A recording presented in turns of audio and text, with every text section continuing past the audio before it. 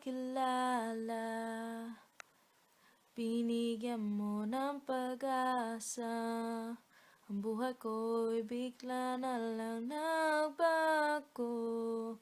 Dahil sa'yo ang puso ko'y natuto. Ikaw na sana siyang dalangin ko sa may kapal.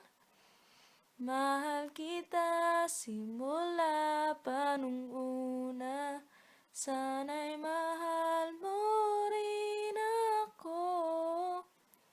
Dahil ika'y nagsilbing pag-asa at naging ilaw sa